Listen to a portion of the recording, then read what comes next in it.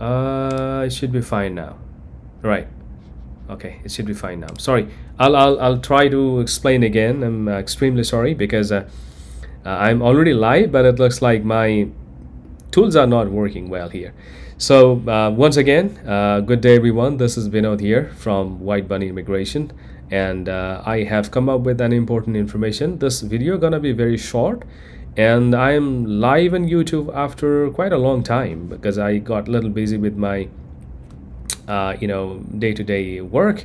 But again, I'm back again. I felt like I need to do one short video on this because a lot of students are having trouble and they are panicked. They're in terrible situation when they are at transit or when they are at the port of entry of Canada.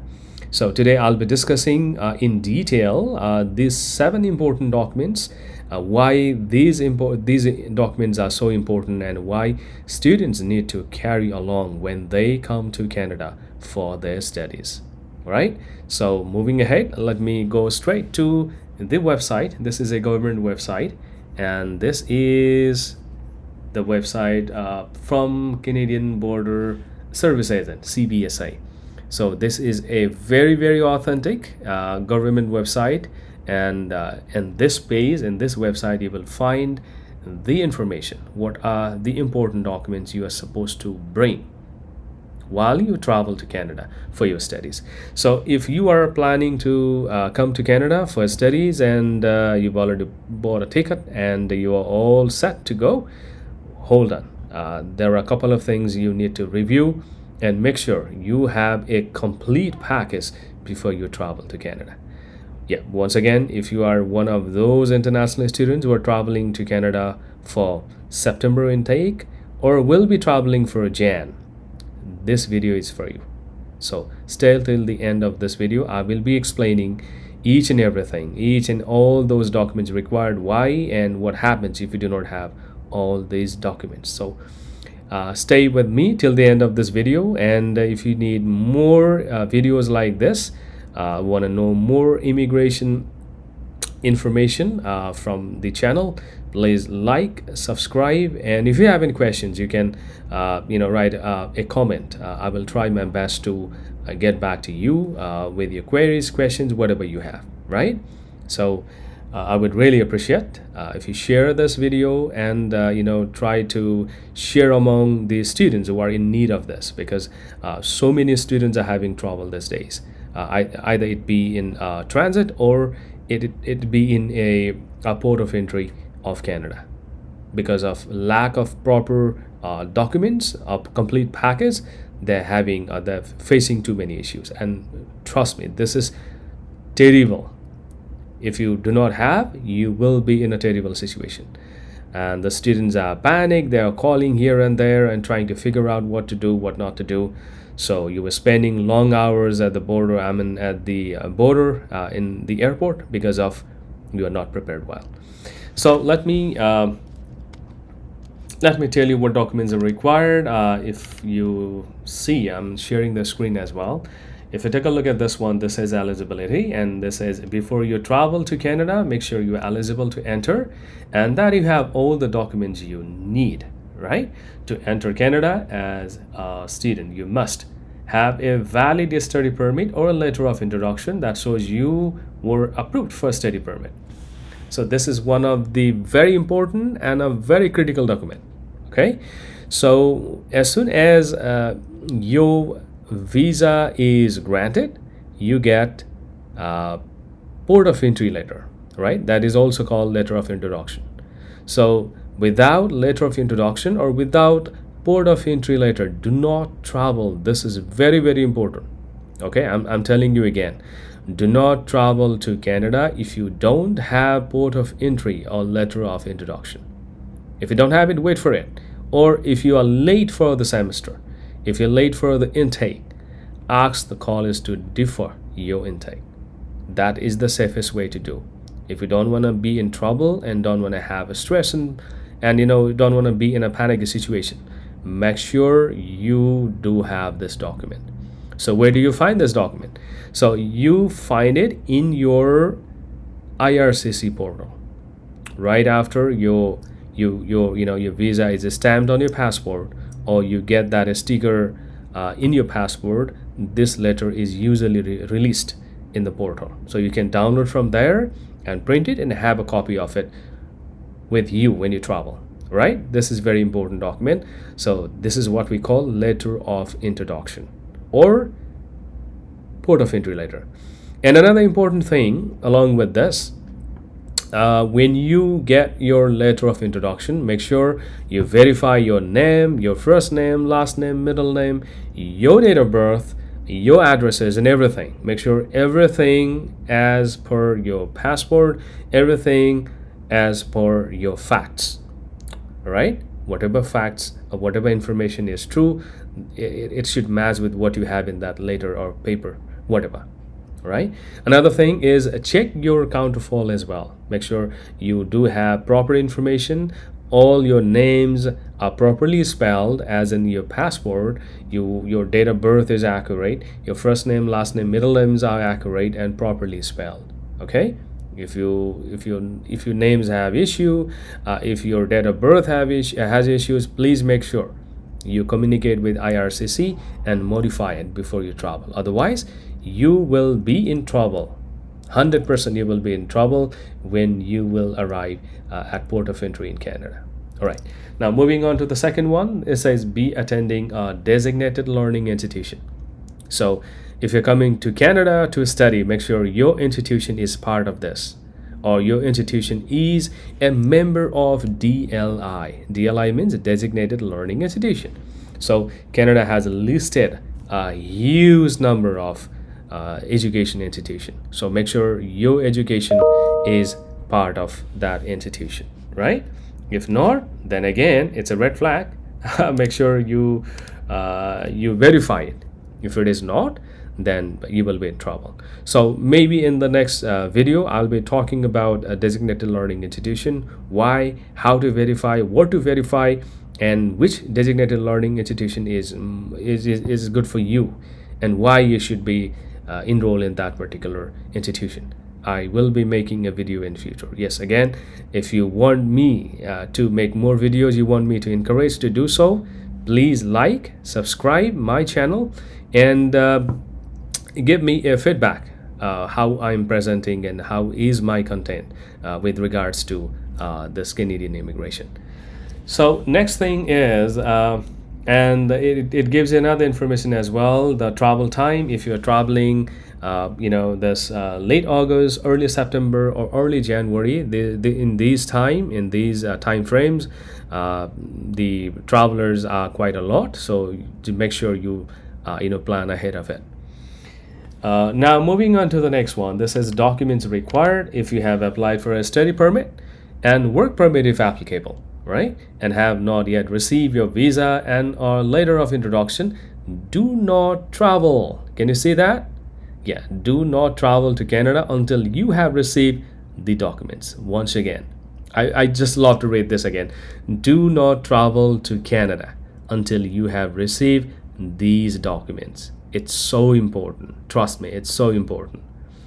Some of the students, are wrongly advised. They traveled, they got trouble. They got stranded, in the transit. So they were asked, where is your port of entry letter? Where is your introduction of a letter of introduction? So they were not able to show it, and they had to go back to their home, right? So this is not a good news. So please make sure you have it. You have it. No matter what other people say, you need to have this one. This is a must document. Next thing here, it says be sure to review all your documentation and ensure your information is correct before traveling. If not, please contact IRCC. Right? Okay. Now, moving ahead, this says have in your possession all of the documents required before you travel to Canada. Do not place any of these documents in your, what's written there, checked luggage. Yes, this is another important thing again. So you may happen to put your important documents in the luggage, which literally will not be with you. So checked login, as you submit to the airport, what happens, you will be getting only when you check out here, right? So you have to be very careful. So before you go for the collection of the luggage, you need to show all those documents. If you don't have it, you are in trouble, my dear. So you have to be very careful. So make sure all important documents you put into a clear bag.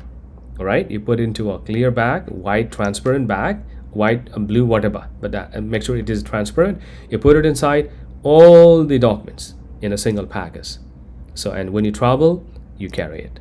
So when you reach to a border or the port of entry, you can just open it and show all the documents. You don't have to worry about the document is in luggage or this and that. So not in the checked luggage, right? It is in the handbag, or maybe you carry in your laptop bag or whatever. All right, now the very first document out of 7 is passport. That's what we call travel document. So you need to have a passport. Make sure you have a valid passport, the passport with a proper valid date. That means your passport is not expired, and definitely is. If your passport is expired, you would not get any visas. So if your visa is stamped, you definitely have a valid passport.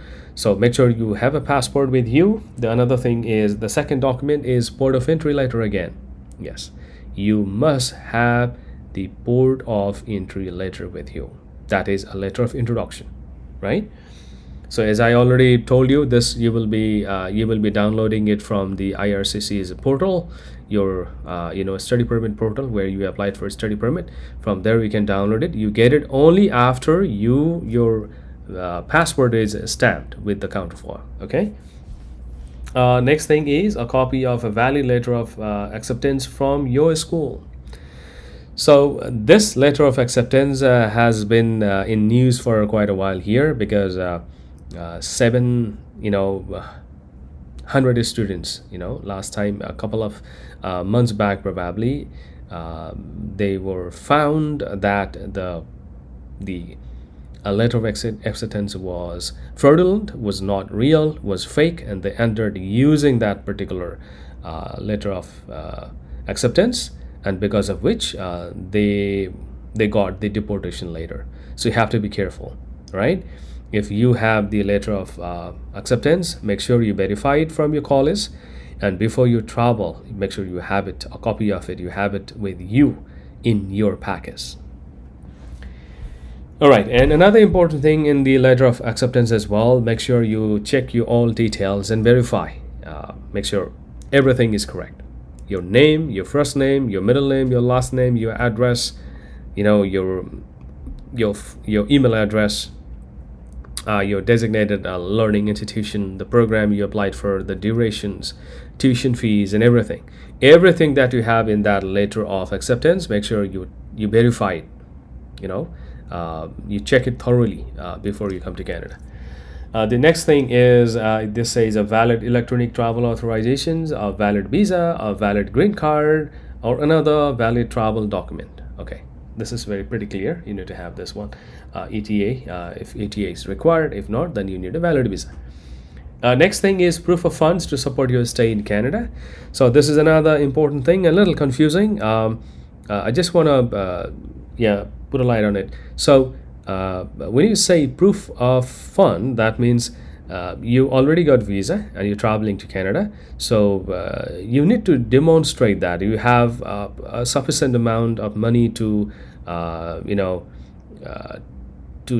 you buy groceries and pay you at least a couple of months of rent, right? If you don't have that money, probably you will be in trouble again. They will ask you, how would you survive here if you don't have money? So that money can be brought as a draft, or that money can be brought as a travel card. I see like a lot of banks provide travel card as well.